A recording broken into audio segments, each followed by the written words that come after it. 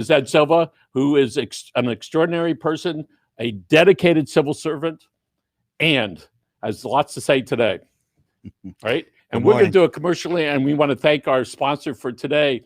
And it's going to be up on there, and then Ed and I are just going to sit here and wait for the commercial to run its course. Let's not talk so we don't talk over it. Let's see what it looks like. Oh, my goodness. Hey, everybody. Greg Miller here. H and Greg, Nissan, 173rd US 1. I don't know how. I'm in the service department with H and Greg. They got over 30 service spots to service your cars. They do Nissan, they do all types of makes here. This machine takes photographs of all different angles to make your car look better for the resale. Look at all the cars and trucks we have to choose from. Over 1,000 cars, new and used. Come on down. I'm getting too old for this. Welcome to H. Greg Nissan. We have over 1,000 cars in inventory for immediate delivery. 40 lenders to suit all your needs. 0 down payment programs, no credit, back credit, no problem. H. Greg Nissan. We have the lowest prices, lowest payments. Come visit us at H. Greg. Come on down. Hey, thanks very much for H. Greg Nissan down there right in the middle of Palmetto Bay. One of those great businesses in Palmetto Bay. Oh, we only want to see one. Right? Oh, my goodness. So, Ed, a lot of stuff happening in the village of Parks. And that's the name of it, right? Village of Parks? Well, that's one of the monikers that we use. But lately it's been the Village of Disharmony. But yeah. Disharmony and the traffic.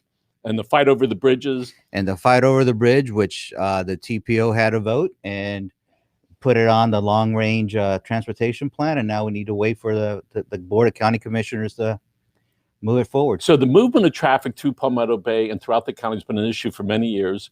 And I understand back in the middle 70s, one of the plans was to continue the connection of the asphalt over the water. We call that a bridge. And it was put off for many, many years. And 2 or 3 years ago, the TPO voted on it, and they voted not to do it there. But this time, all right, they voted 13 in favor and 1 or 2 against. There was 2 against. I think it was 9-2 is what I think it was. But okay. I need to take a step back. Yeah, since 1978, there are 12 other bridges in Palmetto Bay, so it's not exactly like this is a novel idea. This bridge was brought once before in 2018, but to the TPO, and it was shot down because at that time they were still having conversations of trying to bring Metro Rail down south.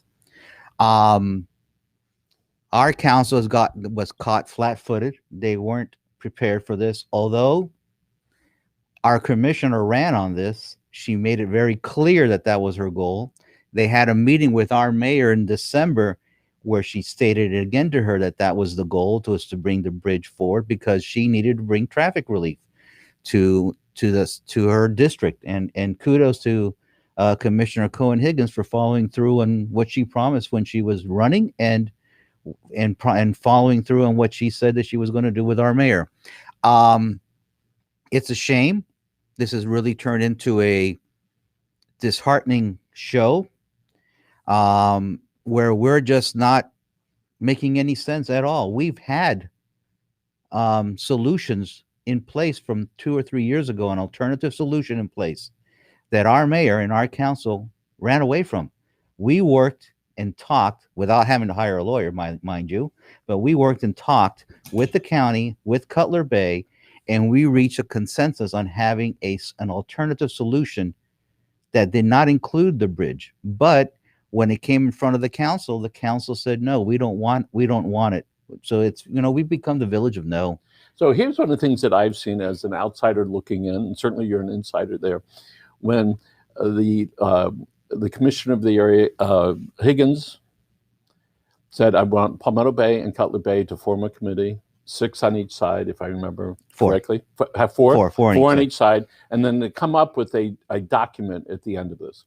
Well, from what I understand, and we wrote a piece on it, in the middle of it, the person that appointed the 4 people from Palmetto Bay said, I'm going to take the 4 people out. So it's just going to be Cutler Bay. Instead of saying, having a seat at the table, and even if it's not going your way, all right, you're just still there arguing your point, all right? Bad move. I got to tell you, I think that it really shows how disintegrating that administration is over there, and the direction of that. When we see the huge discord, over the traffic there, and I hope that the city, as you pointed out, the village, can coalesce on this and move forward on things that are more important. But I was watching the city, the village commission meeting on Zoom the other day.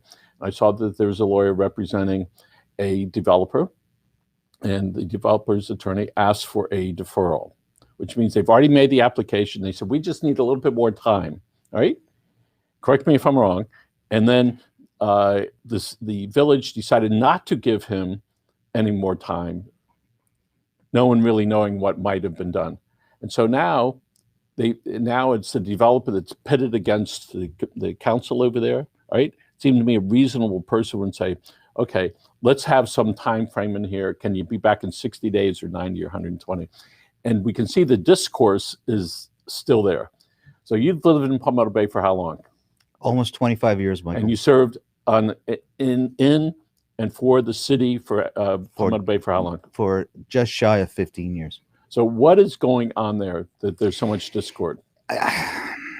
There's a lot of issues, and I've already stated that I have no plans on running, but my family's there. I've lived there for almost 25 years.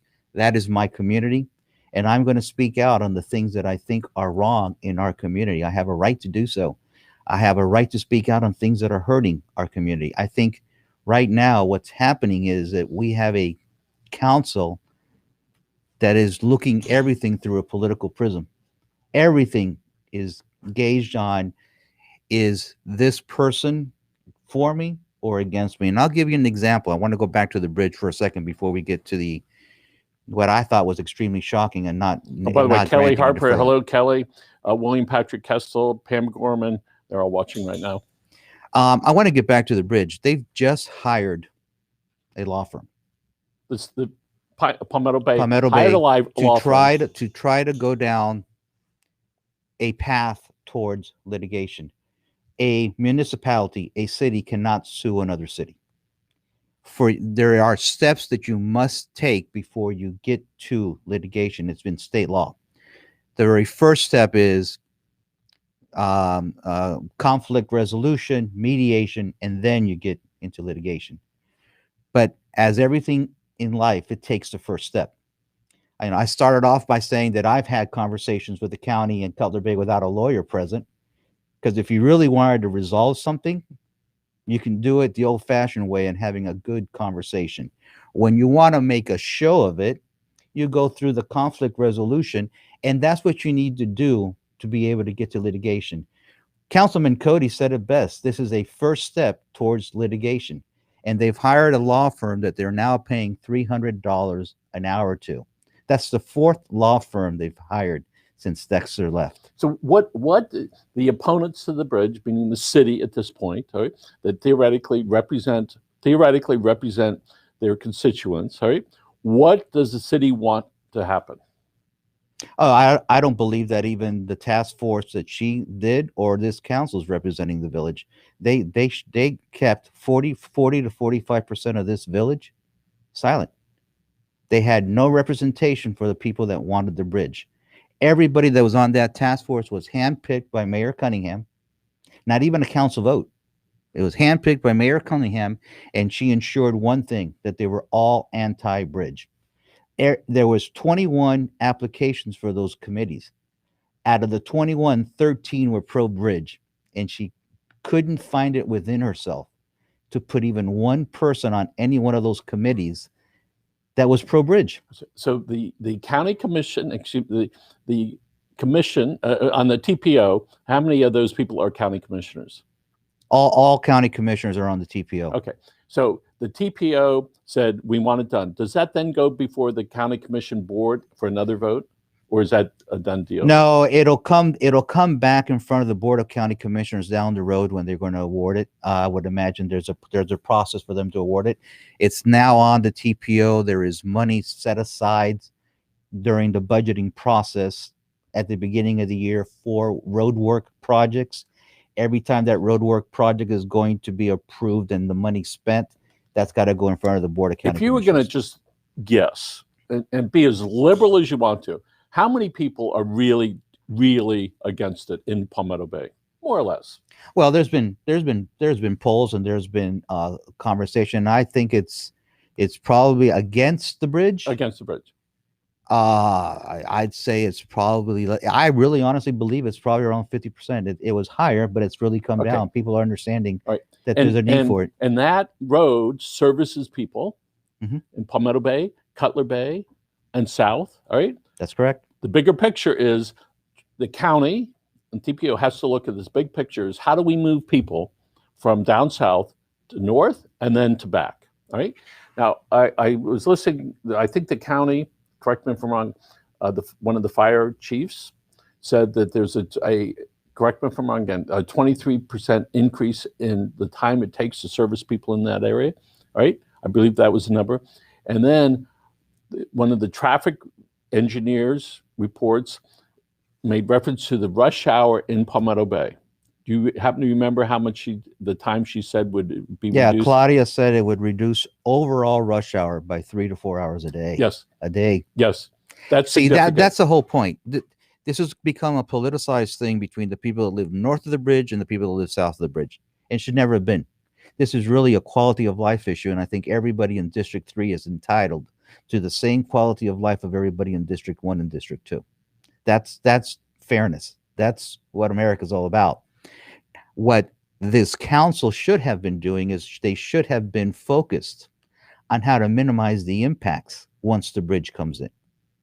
I mean, way back when I decided that nobody else would want to run and I ran, that's what I continue to harp on. We need to figure out how to minimize the impacts so that we don't start ruining quality of life throughout our village. But we're not doing that. Instead, we're picking fights. There's an old adage, when you start digging a hole and you realize you're digging that hole and you can't get out of it, stop digging. We have a council that instead of stop digging, they double down and dig more and more and more. We're going into this conflict resolution thing. But there's a chart. In my mind, the way I read it, we have a charter violation, one of many that we've had, but we have a charter violation right now on our hands. We have hired a law firm on Monday night. Alleged charter.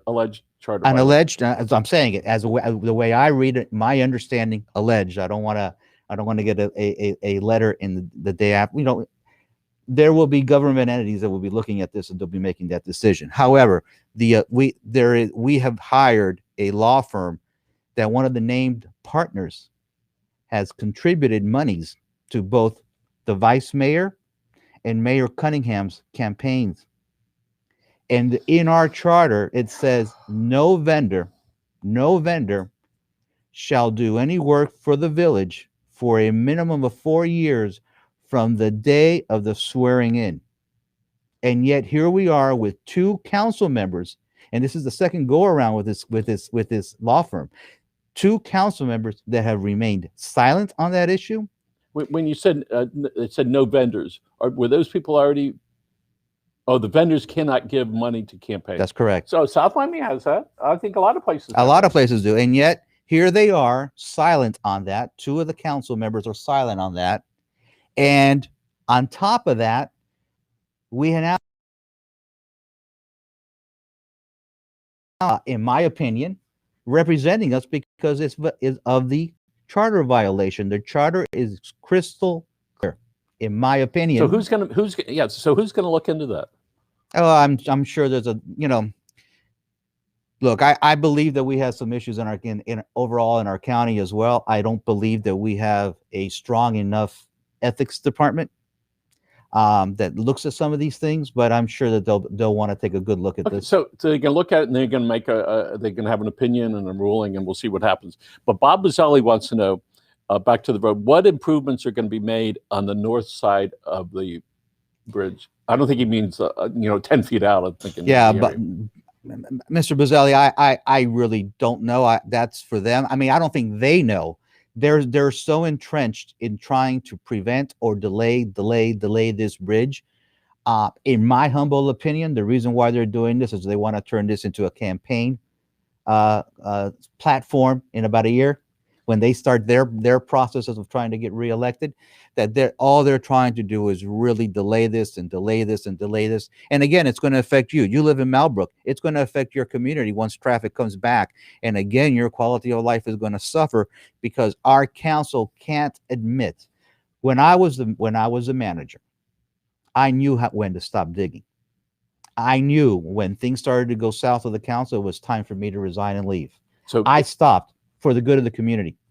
We now have a council that doesn't know when to stop digging. They're digging deeper and deeper and deeper, and they're getting to a point of no return.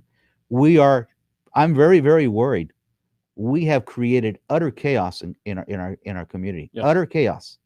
They have no plan, no vision. It's a stark contrast to our villages around us. It's a stark contrast to Pinecrest, and it's an extremely stark contrast to Cutler Bay. there was a story in City of Coral Gables talking about closing roads, and somebody said the county has exclusive rights on these roads. Now, as I mentioned to you before, 30 years ago, 56th Street did not go farther west than the Turnpike. The homeowners out there, people in horse country, fought the opening, fought for years and years and years. Finally, the county says, okay, we've been listening to you for years. This is the message. We've been listening for years. We're going to put it in because we're in charge of the road. So you 1,000 or 2,000 people are going to be upset. You won't break it. Are going to be upset for a little while. Then afterwards, it'll be this connection. No difference in 77th Avenue, 104th Street, 136th Street, right? In horse country or wherever it is, if you buy a house with an empty lot next door, you know someday something's going to happen there. That's correct. When you buy on a dead-end road and across the canal or across the street, is that one day something's going to happen. And, you know, I'm glad you fought it. It was a good fight. It's over, right? They're going to go through these little steps and try to negotiate something. But the road, for the sanity of the people south of them, needs to be connected there, right? And we already know that because of all the studies that have been done for years. So let's talk about traffic and transportation. In the middle there in Palmetto Bay, there's some empty land that's there. And years ago, a charter school was going to go up there. What's going to go up in the neighborhood over there now? Well, you're talking about that zoning hearing where they refused to give a deferral to a developer. You know, in my opinion, again, this is my opinion as a resident and a longtime observer of government. Yep. There, I really truly believe that we're becoming more of a pay-to-play type council than anything else. If you're a friend of that council, you get a contract to do legal representation. If you're a friend of that council, you get a free booth at our farmers market. If you're a friend of that council, there's quite a lot of things that quite a lot of doors that open up for you. If you're a critic of that council, or if you're somebody that council doesn't like, you get what's unheard of, which is you get a lawyer and a developer asking for a deferral so that they can go back and work with staff to make sure that the project complies with the code, and you get it, and you don't even get a second. You just get dismissed. That's bad PR. All right, I did want to. So what's going to happen? I'm hearing the rumors that I'm hearing right now. Listen up. Is that they're going to come back and probably put in a 1,500 to 1,700 student charter school on that property. They're looking at it very closely right now. So careful what you wish for and careful what you do, because it does come back to bite you. And I'll give you another example. I want to go back to the law firm that they've just hired. That's the fourth law firm. When I left office, when I left as village manager, our budget amount for legal fees was $130,000 a year. We're rapidly approaching $300,000. We've just hired the fourth lawyer. And if it's for mediation or conversations only, we have an in-house attorney. Why is he not doing it? Why are we spending to the tune of $300 an hour of taxpayer monies for another? Why is that? Right? I have no idea. All right, let's talk about. So, Gene Flynn says, "What about more bridges in horse country? How about more horses in horse country?" There you are, Gene. More riding trails. Hey, thanks for the comment. Let's see what Ed. That's directed at you from Kelly Harper Willis. Oh, it's a long one. Okay, you want me to read it? Can you read it? I'm reading it. What is? I'd rather not. I don't know what's going on. There's some signs that were taken down, but that's an internal thing between the pro bridge side. I get it and I understand it. I think that's going to get resolved. I think that, when was the election in Palmetto Bay? The next election will be in November. No, the last one was when? In November. November, yeah. November. So there was 2 or 3 months of chaos, right? We had the national chaos, then we had the local chaos. You get about a half a month of quietness, and so the chaos began again. People standing up for the things that they want, which is the chaos has begun again. But I mean, I'm giving you an example of a budget item, a budget line item that's probably tripled, almost doubled, at least doubled. Yes. So one of the things I see on social media is that constant conversation about why are we paying, and the figure is $300 an hour for this. Why are we paying that? Why are we paying that? The commission mayor or whoever it is should answer the question, all right? Instead of figuring out some other way to do it, they want to hire some outside sources. Great, but at the end of the day, all right, there's going to be probably asphalt over that. The county commission is unlikely to go, all right, we're just going to overturn years worth of work. Well, they're not. But here's the sad part of it. We have alienated and we have discredited, devalued the currency that is Village of Palmetto Bay, so much so that why would the county now want to start working with us on how to mitigate this? Why? We've insulted our county commissioner. We've insulted the staff. We've insulted the cities around us. And then we expect them in good faith to come and talk to us and try to work these problems through with us. Hey, who's the adult in the room at Palmetto Bay? That's what I want to know. There is no adult. There really is no adult.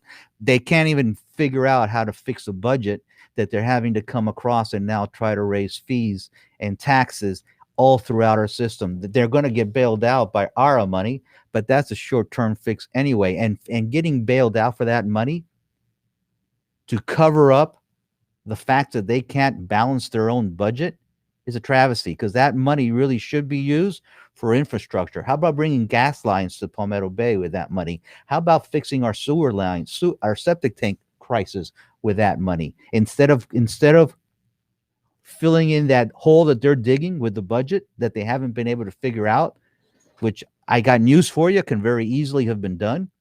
Instead of having to do an increase in an FP&L franchise fee, which is the equivalent of a 30-year mortgage on every single person in our village, that's what this council's done. And for them to say it's and pennies on the dollar, and I'm looking at Grant, pennies on the dollar, pennies a day, it really isn't. Because even yesterday or a few days ago, I read that FP&L is trying to get an 18% increase on the FP&L bill. Yep. So that's an open checkbook. So it's an open checkbook that the council is asking of us. If somebody on that council said to you, Ed, help me frame the words that I could tell the people in the city, some for the bridge, some not, what I could say to them about the ultimate bridge going in and their position with the county, what could they say to them so they would get a better understanding? Something that even if the voters didn't like it, that could be the position, such as. It's really, I think it would have been fairly simple to do. As the mayor said, look, we fought the good fight. We tried to keep it at bay for as long as we possibly could. But there's a point in time when you need to know enough is enough. And we've reached that point. At the end of the day, jurisdiction for all roads lies with the county. And what we need to do now is work together to ensure that we minimize any reduction of quality of life north of the bridge, but understand that this improves the quality of life for everybody south of the bridge. And, Instead of dividing us, how about uniting us? and maybe some voices there on that council might heed part of that and develop a conversation. We know when we fight development in horse country, when we go and we lose, which we haven't recently, but who knows, right? We know that our next step is to go and negotiate with them that they got it, and we want more trees, we want beautiful stuff, all right? That's it. This is an opportunity for the Palmetto Bay to say, all right, county, all right, we've been fighting you for all these years. Neighbors, this is what's going to go on. The discord that exists currently in Palmetto Bay, it continues all the way south because they're all pointing Palmetto Bay. All right, this is what Palmetto Bay is doing. People north, all right, I won't tell you which cities are laughing at this ridiculous waste of time and now money. How much of this do you think is really a neighborhood issue, and how much it is that is a political issue? We fought it, and I'm going to use it as a campaign. I fought the bridge for you, and then you should vote for me because I'll continue fighting. Oh, I believe it's totally political. I don't really think it's anything else but that. The majority of the people that back this current council have been anti-bridgers, and they're answering to that core. By the way, it's a shame. Is there a moratorium now on building in Palmetto Bay? No. Is there going to be? That was a comment that was further up. I don't know what it was. Well, no, there is no moratorium. Who's responsible for the moratorium change in Palmetto Bay?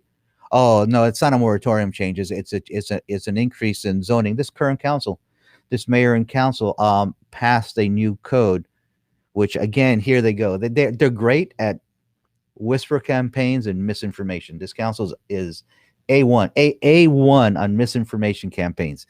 They have passed a code that has increased the amount of the amount of units.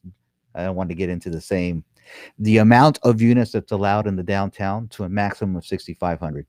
They've increased it in zoning rights.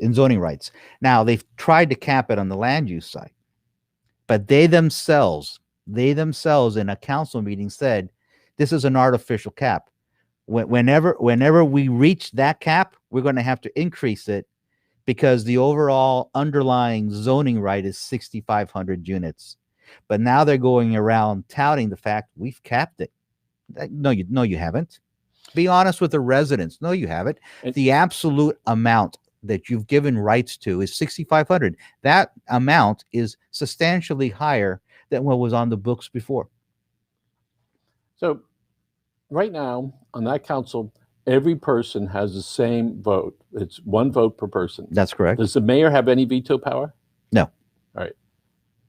So we have all the people that supposedly are against that bridge. My guess is that a bunch of them, when they're at home at night thinking about that traffic that's sitting there and that 23% increase in care, emergency care, and those couple of hours extra of traffic that they could take care of in the mornings and the afternoons, if they could push a button, they can be put in without getting any grief, I'll bet a whole bunch of them would say, yes, that's for the greater good, right?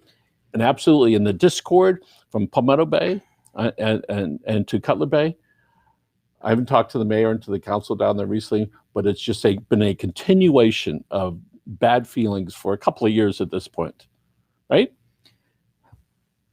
This is a council that tried to meddle in Cutler Bay's zoning code, zoning things. This is a council that actually picketed on some of the Cutler Bay zoning sites. This is a council that has basically told Cutler Bay now, we don't care about your issues. We don't want a bridge. Too bad. So this is a council that now has turned their little social media apparatus, their little background whisper campaign people against Cutler Bay's plans for smart growth along the transit corridor. This is a council that goes out of their way to look for the boogeyman, to look for people to blame, instead of being honest with their residents and having discussions that we need to have. Our new code, here's what the new code's going to do for them, okay? And because I'm seeing it already, I'm seeing it coming. The new code is going to bring them exactly what they've claimed that they did not want. They claimed that they did not want buildings and apartments without amenities. And yet that's what they're getting, because the new code, a developer isn't going to build for charity's sake. A developer is always going to be in it because he's investing a lot of money on the promise of making some money and a profit at the end of the day. If you make the code so onerous and so difficult that I cannot make a profit by giving you amenities, what do you think the first thing that's going to go is? The amenities are going to go away. So you're going to have an apartment building after an apartment building after an apartment building with no amenities, which will be taxing our park. And those residents eventually are going to be coming back and clamoring to the village saying, where are our amenities? What can you do to make our quality of life better? They have actually crafted a code to give them exactly what they don't want. Right, let's talk about, there's an election coming up in November, right? This November? Next November. A year and a quarter, right? And this year is going to continue to fly by as the last one did.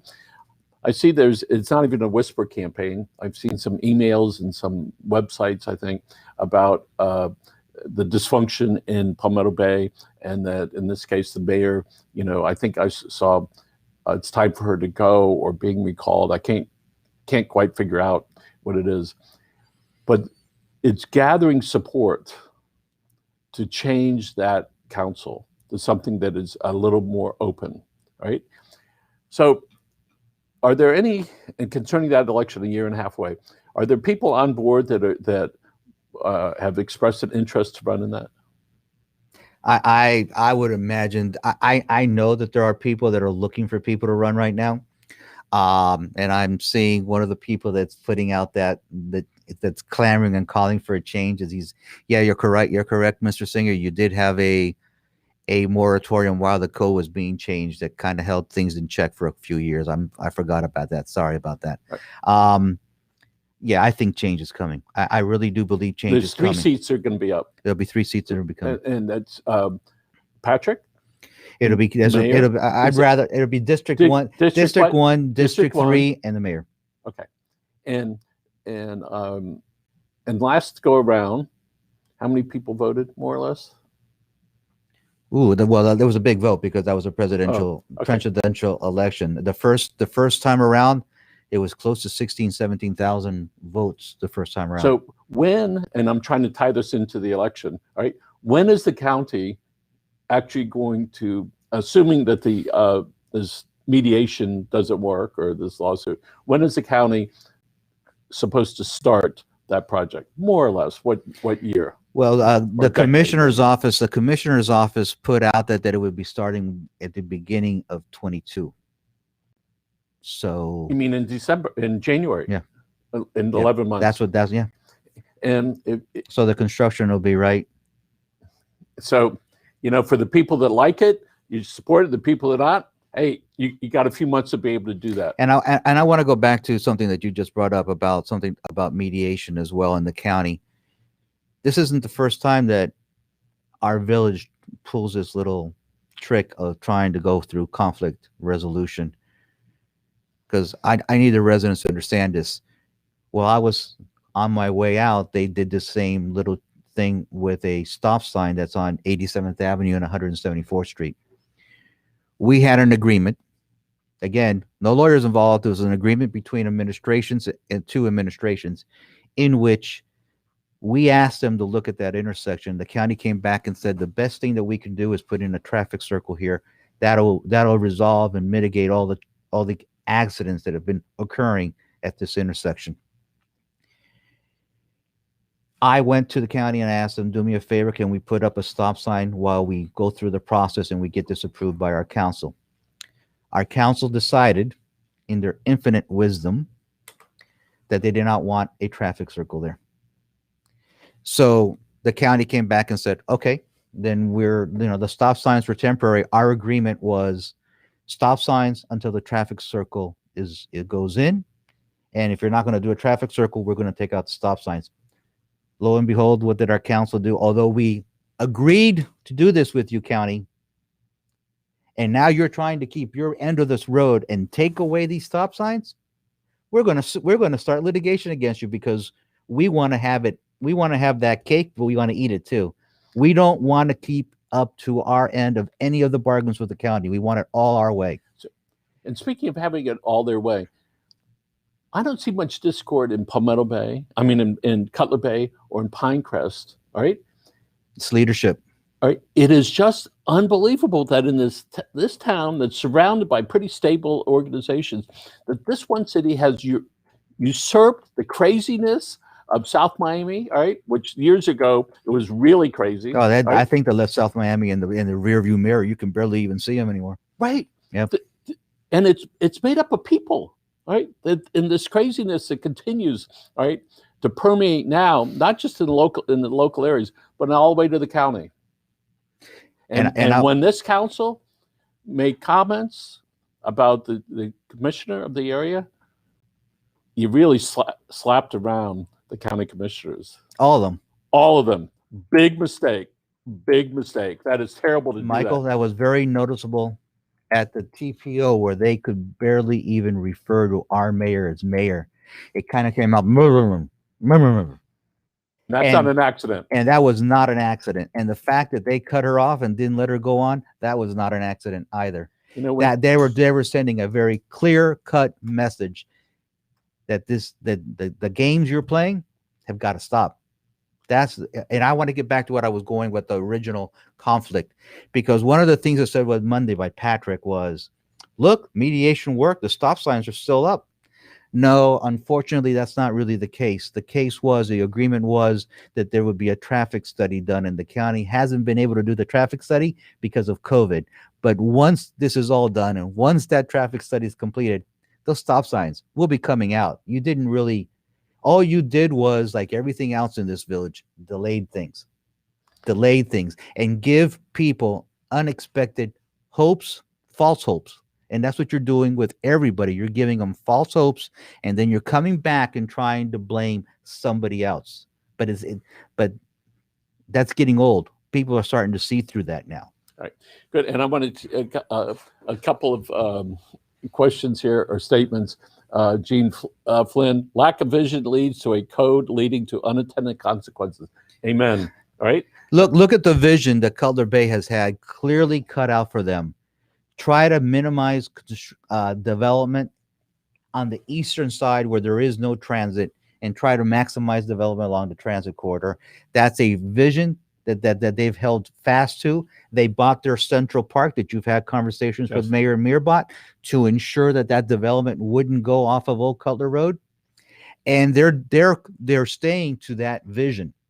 Palmetto Bay's vision changes every day that the mayor wakes up and has a new idea. Hey, Tommy, who was the first person to beat Mike Tyson? Buster Douglas. Buster Douglas. 1990. There you go. You know, you could beat Mike Tyson and you could do all that stuff. And at some point we're cheering for him. And at some point who's going to be the one to knock him off? All right. And Buster Douglas did it. And that's what's going to happen to this council, who is so insensitive to what they are doing to the citizens and to their neighboring cities and to the county. That stuff is going right up and down, all right? And you don't think the state representatives listened to that and watched how that council tried to humiliate the county commissioners? I think there's a big price to pay for that, all right? And so just be on the lookout for Buster Douglas, because he's coming somewhere in there. We got 2 minutes left. I do want to do a shout out to David Singer, because tomorrow, Thursday at 4:00, David Singer is going to be right here in this spot. And I'm going to be over there. And then our guest is the county commissioner whose area, all right, serves as a little part of it is Palmetto Bay. All right. But she was the one that got beat up. All right. But you know what? Unfairly. Yes. And she's a big girl, boy. I got to tell you that. Yeah. Right. And she did a great job in maintaining her composure and delivering her message, which is this, that bridge has been under discussion for 30 some odd years. There have been 14 meetings in the last 6 weeks, et cetera. She did a great job, and congratulations on moving that through. So Ed, we got 1 minute left. Your message of the day is what? The message of the day is,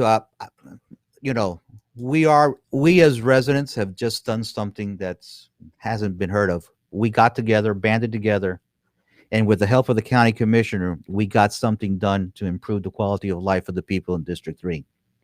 We need to come together and make sure that we don't let these whisper campaigns, these social media campaigns, dilute that message, and make sure that we have an ethical government. All any resident should want is a moral and ethical government that leads us with a vision. And that is all we want. Okay, that's great. Make sure you like us, comment, send us your comments. We're happy to do that. We're on Facebook and LinkedIn and YouTube. And also, Tommy, do your 30 seconds on the Marlins. No mic over there.